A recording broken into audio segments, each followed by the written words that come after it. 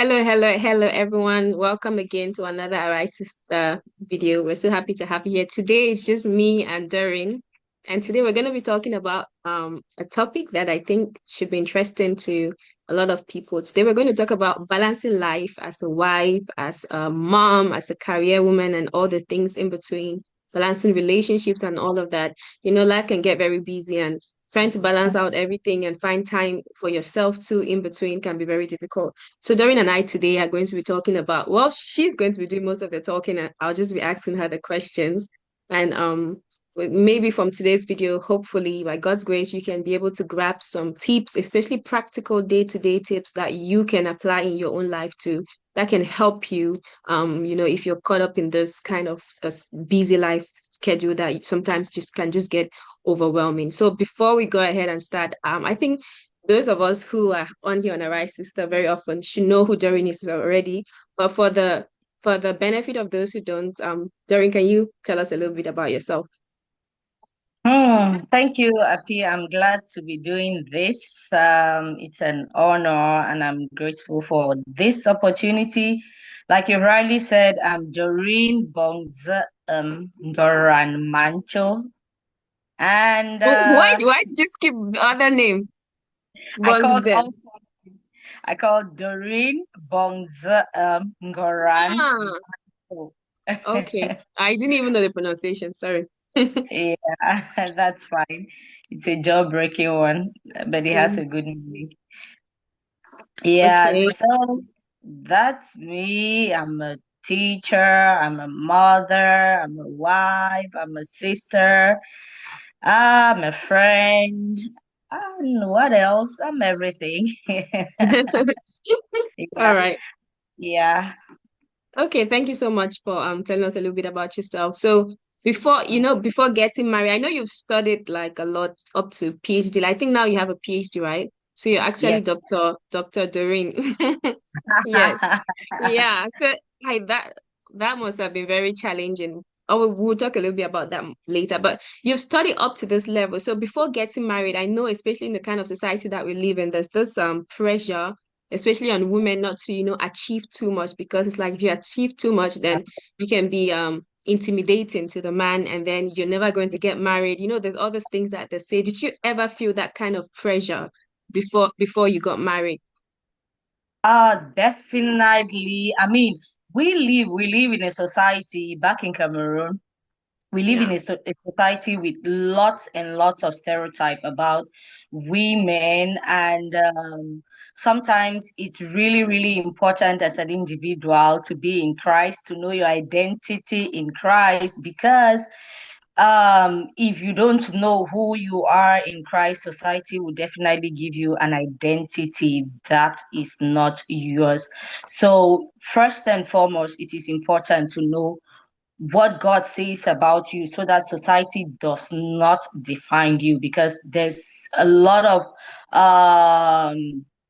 wrong maybe definition that society is giving to people, and people are taking it and wallowing in it, and then there's a lot of bitterness, there's a lot of people grumbling and all what not. Yes, I did study to PhD level, and um yes, like you said, studying up to PhD level, people will be like, oh, you're a young girl, why do you study up to that level?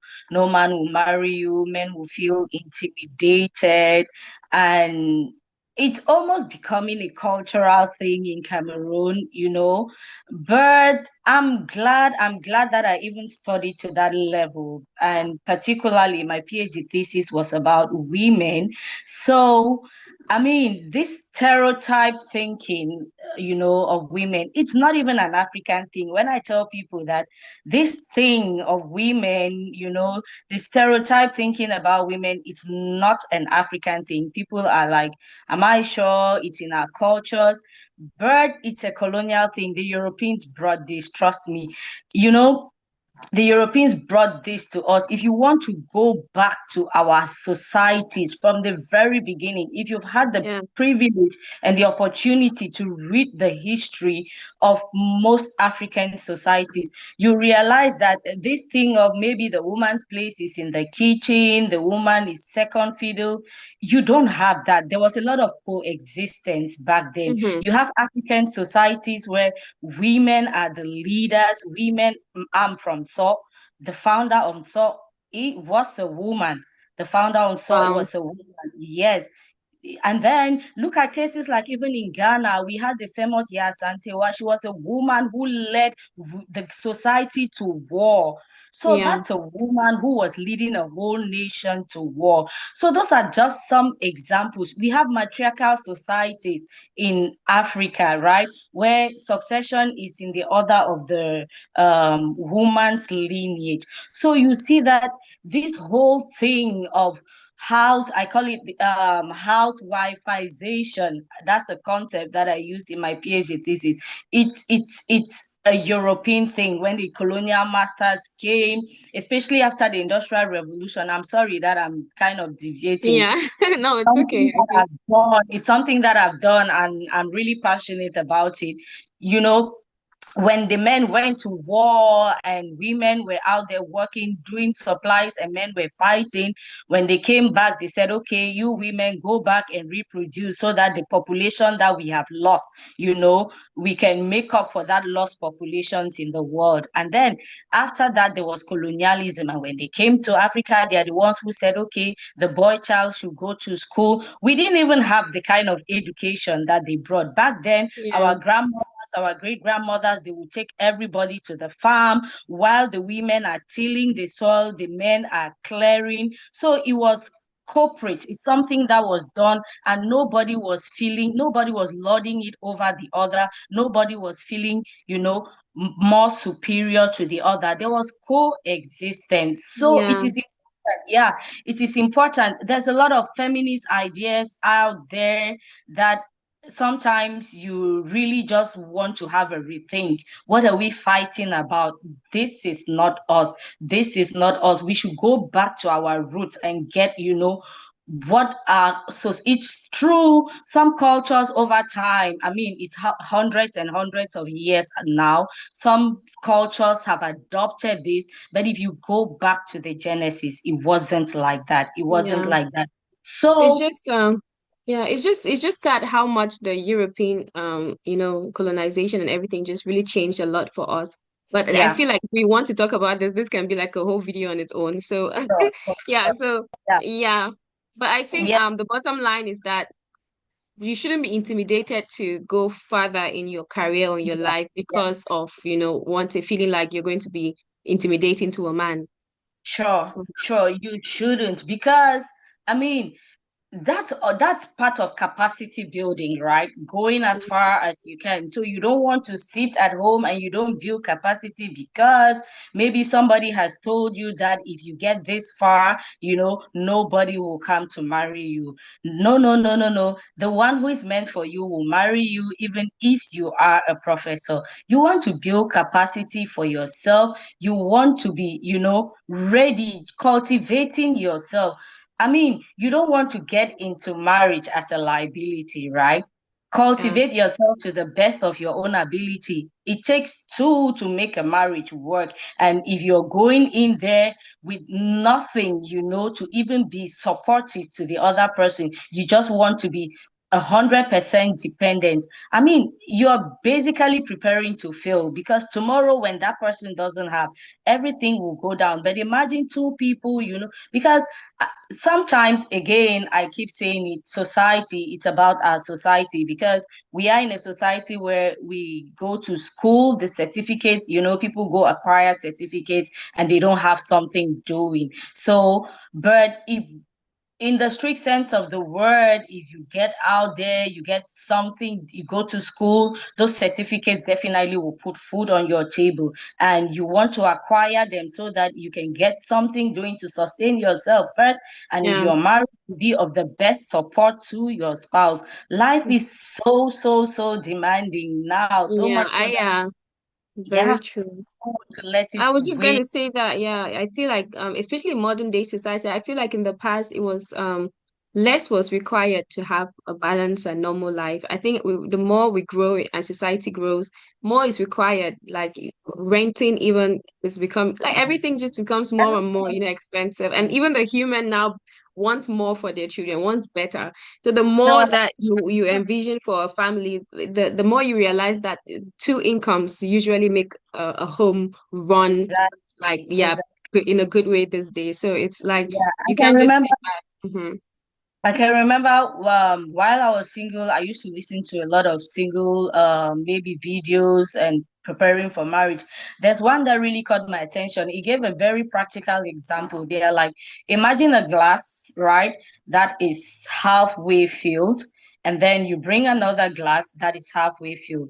Half and half, you pour it into one, it gets filled. If you bring an empty glass and pour into half, it stays half. And then you have two people struggling on half a glass of water, for example. But imagine two filled glasses. You pour it into the other one, there is an overflow. So it's like you, the lady, you're coming in with something, the man has something, and there is an overflow. You both live a comfortable life. That's what everybody's aiming at, right? Yeah. Well, okay, that was just like a brief introduction to, I wanted us to start a little bit to pre-marriage, but we're going to be focusing a little bit Yeah, more now on marriage. yeah. Now that you're married, I think you've been married for how long now? 5 years or more? Or is it up to? You know, when you Mama, say like I'm almost counting 3 years, oh, four. yeah. What is that? 2020. No, five. Can you imagine? Yeah. Wow, the time passes so fast. Yeah, Right, right. I thought it should be 5 years. Wow. So you've been married for 5 years now. So far, what are two lessons? Let's just leave it at two so that we don't, make it too long. What are two lessons that you've learned from marriage so far? Mm, I'll say intentionality and sacrifice. Hmm. Yeah, Wow. yeah. Being intentional, everything about marriage is being intentional. Like you just have to be intentional about being your best self. You just have to be intentional about making it work. You Mm-hmm. just have to be intentional about it, about everything. And then sacrificing, you just have to give out, giving up your best, giving it your best. It's either you're sacrificing your time. Sometimes it's like you have to attend to your husband, you have to attend to work, you have to attend to the child. So Mm-hmm. it's about sacrifice and making sure that you are at your best at every, level.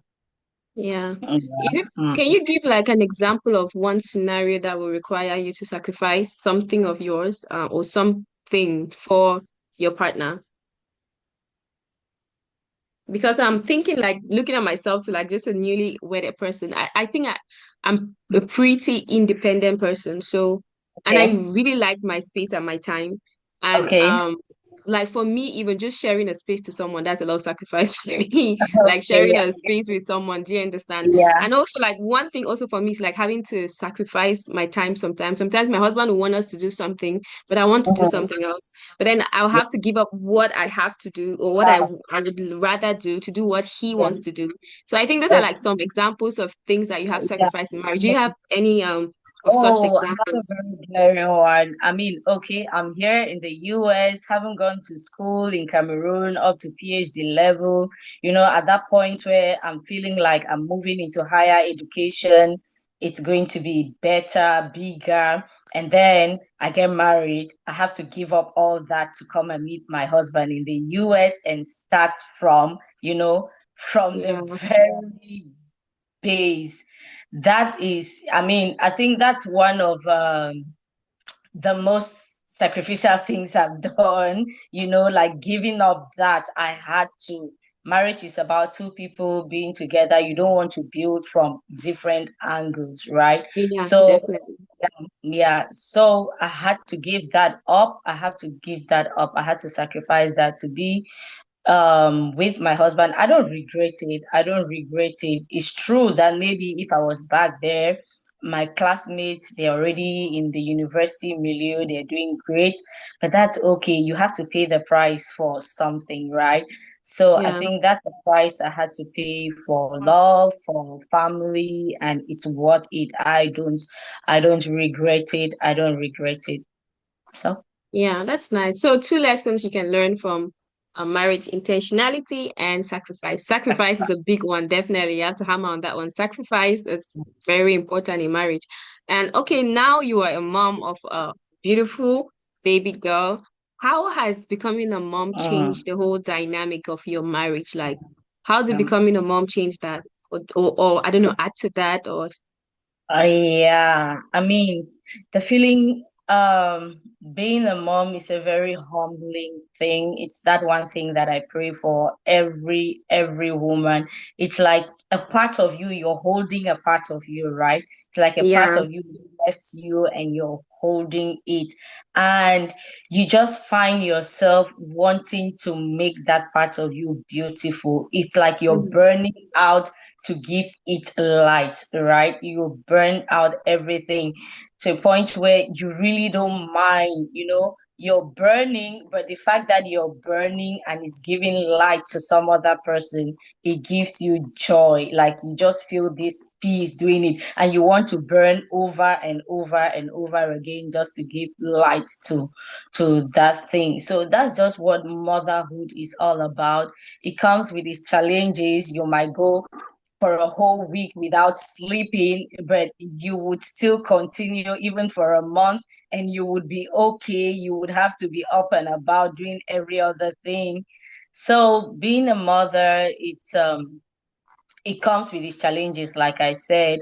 But again, that's where intentionality comes into play. You just have to be intentional about being a good mother. You have to be intentional about being a wife. Sometimes motherhood might want to take you away from that responsibility of being a wife. And then it's like you're giving more attention to the child and less attention to your husband. But again, you just have to be intentional, about Yeah. being there for your husband, being there for your child.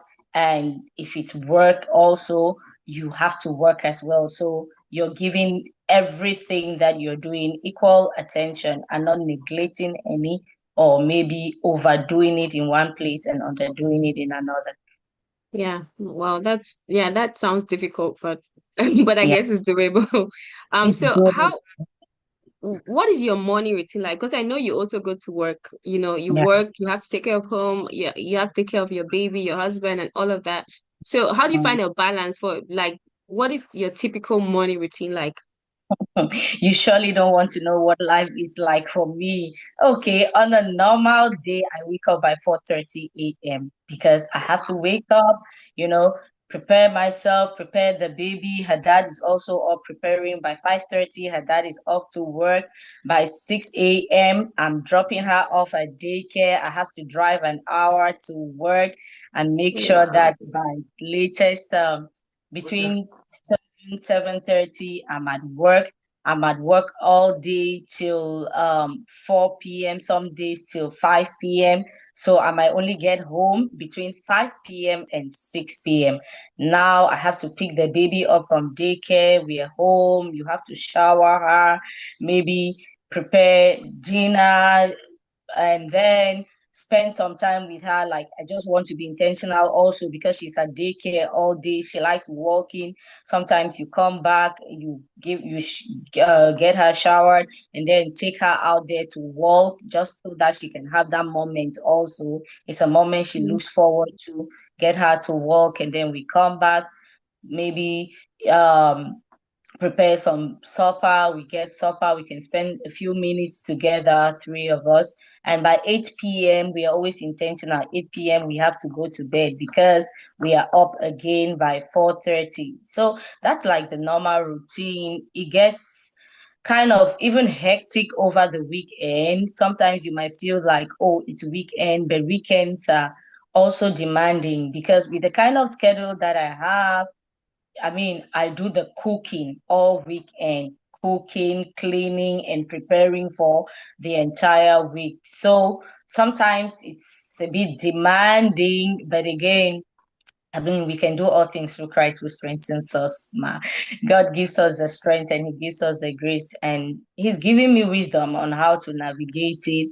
I come back from work earlier on Friday. So today is Saturday. I finished with work because when I come back on Friday now, rather than just chill, I just spend time maybe cooking already so that it won't become over, I won't feel overwhelmed, by Saturday.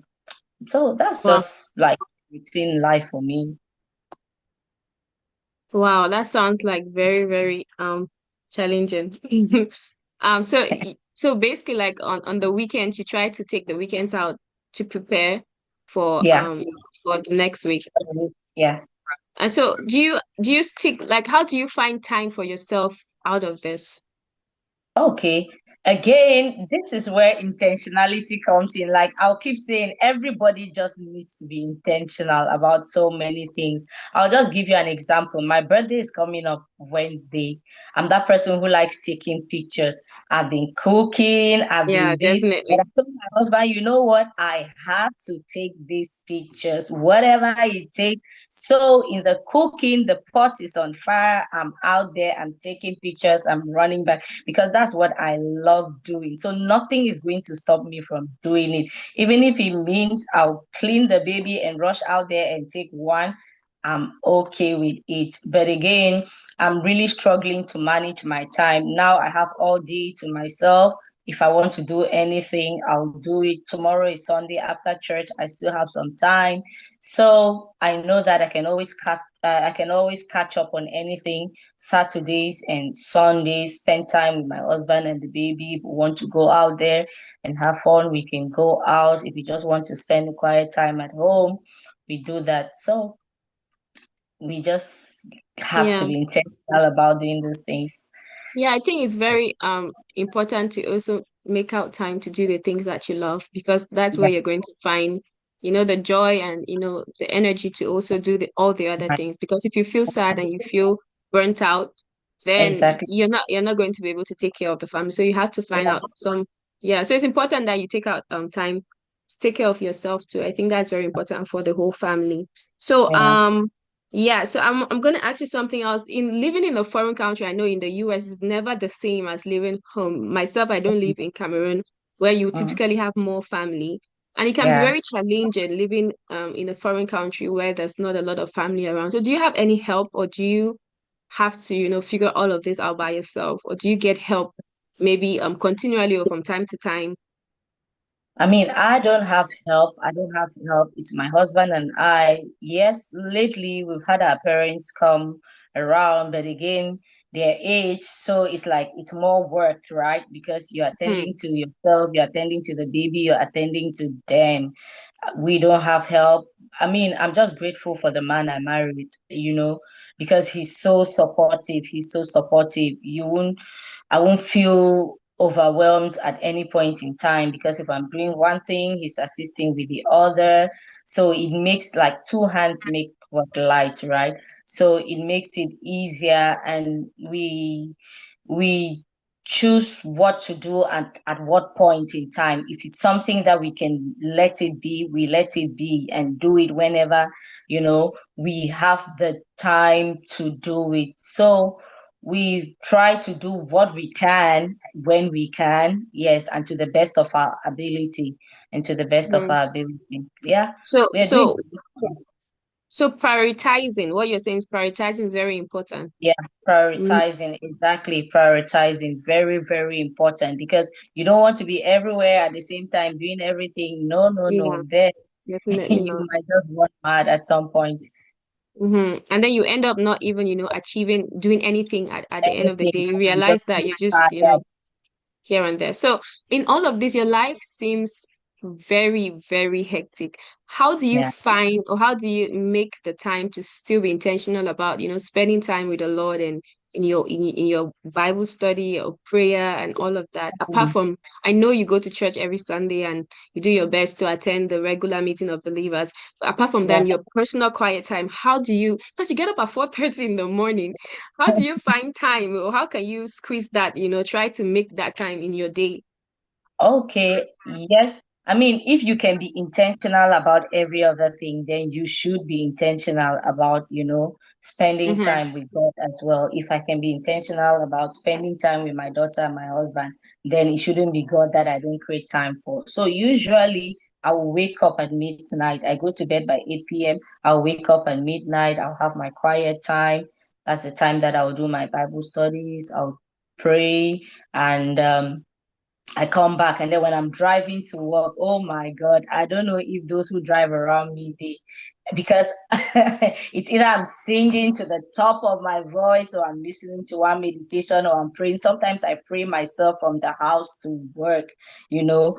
Yeah. So yes, yeah, I love driving because that's when I have my own time. Like there's nobody around me. I'm able to just spend time with God. It's either I'm listening to one message, I'm praying and driving, or I'm just listening to music, soaking in it.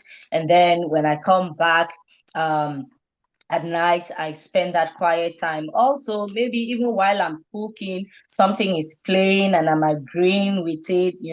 I'm cooking, but my mind is also, focused to whatever thing I've put to play. Maybe it's a Bible reading, maybe it's some music, and I'm equally doing that.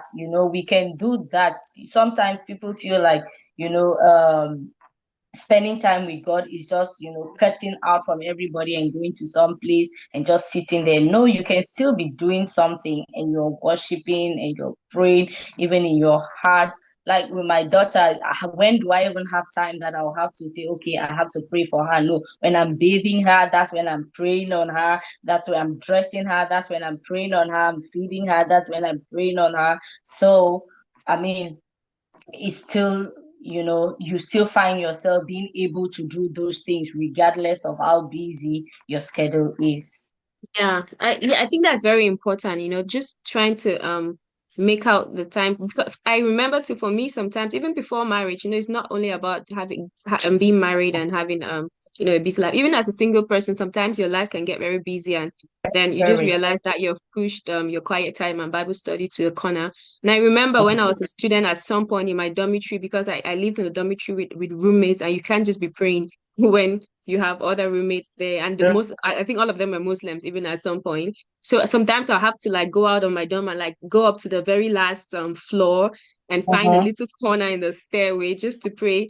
Or sometimes even at work, I find if I have like a few minutes at work or during the break time that I have, I just go find an empty space somewhere. So I think what you're saying is very important. You pray on your way to work in your car or when you're showering your daughter, like just trying to make that time somehow when you find that life can get too busy. Because if you keep waiting that you create a particular hour where it's just going to be you're doing nothing else, you realize that weeks will go by and you're not praying, you're not, spending time with the Lord. So that's a Yeah. very important tip. So thank you for that. Okay, I was gonna ask too, I know that you've had some health challenges with your daughter. Do you want Yeah. to like shed some light a little bit about that? Talk a little bit about it. How is it like, with all this busy schedule, with everything going on, then you still, on top of that, you still have to manage health challenges. What is Mhm. that like?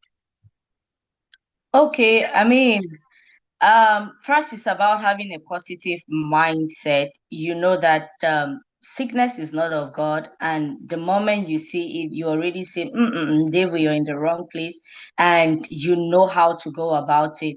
Yes, I've been all over the place with my daughter, but one thing is for sure. I just know that it wasn't so in the beginning. So whatever thing I'm going through, whatever thing, wherever place I'm taking her to, one hospital or the other, I'm just intentional about speaking words of life over her. And that's why I told you anytime I'm bathing her, I'm the one who bathes her. Anytime I'm bathing her, I'm speaking over her. It is at night I wake up, she's sleeping. I lay my hands on her. I tell her it wasn't. So I just speak God's word over her. And over time, I've seen how God has manifested himself mighty in her life. So um there's no place for wallowing in self-pity or crying. It's true. Sometimes you might feel down, especially being in a foreign land, and sometimes even Yeah. getting access to medical help, or you just get to work and they're calling you, oh, you need to come and take your daughter. She has a temperature, you have work, nobody's willing to give you permission. But again, it's important to know God, man. It's important because once you are in Christ, there is just this peace that you have, regardless of what you are going through. Sometimes I just sit and smile. Somebody will be like, though you're always happy, you're looking good. I say, I wish you knew just a bit of some of the things I'm going through, but I choose to smile over it.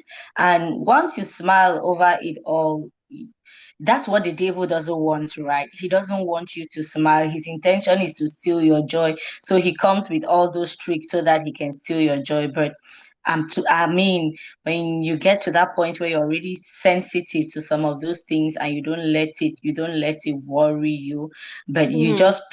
you praise through it all. You just see how God works through it and gives you the victory. So at every point in time, God has been coming through, sending the right help, sending the right people. And I just bless God for the people around me, the circle of friends. Everybody has been there, all supportive with prayers, and God is working wonders. So I'm glad. Wow. Yeah, I'm Yeah, grateful. we thank God. We thank God for giving you strength because as a parent myself, I can't imagine, having to deal with a child that has, because even when your child is running just a little temperature, you're Yeah, freaking out, So sure, having sure. to, yeah, so having to deal with even more challenges beyond that, it's quite a lot. So thank God Yeah. for giving you strength so far, and we trust in that she's definitely gonna be made whole in the fullness of time. So is there anything else you want to as we round up, we're going to round up our video in a minute. Is there anything Okay. you like to tell someone who is like maybe in a similar situation, like, trying to balance all those many things going on in life, having children, having home, having work to deal with, to think about what is going to be like your one final advice to someone on how to balance their life or find a balance Um, if that's possible? I'll say that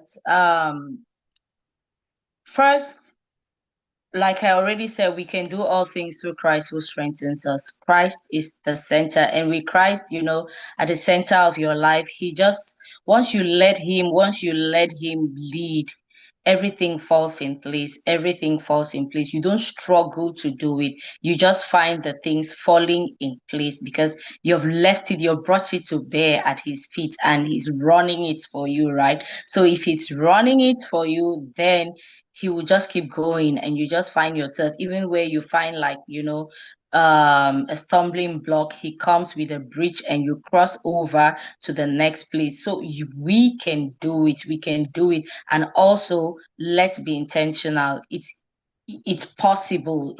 It's possible to be the best wife, the best mother, the best career woman, the best friend, once you are an intentional person. And um with God on our side, all of this comes up like effortlessly, right? Comes up like effortlessly. So that I don't know if you have anything more. Yeah, no, I think you said like most of it, just keep going and trusting God that He can strengthen you to do everything because it can get pretty overwhelming. So having to Yeah. lean on a higher power than yourself is important because at some point you're not going to be enough. You're going to need that supernatural strength. So Yeah. it was a great time having this short chat with you, Doreen. Thank you for all the insights that you've shared, and thank you for all the vulnerability too. And I'm going to say, I think that's it. Do you have anything else you want to say? No? Oh, no, no, no, no, no. It's been a Okay, great so time. Happy. yeah. So thank you again to everyone for watching this video. Thank you. Follow us on all our social media websites at Arise Sister. This is our YouTube page. Leave a comment below. Let us know if you also are in a wife, a career woman, or Or if you're also in a space of life where you feel like there's just a lot going on, what are some things that you're doing to try to balance your life? Leave a comment below and let us know. And if you have any questions, you can always reach out to us too on our social media pages or send us an email at arisisterministries@gmail.com. So thank you and see you in the next one. Wow. Bye. Thank you.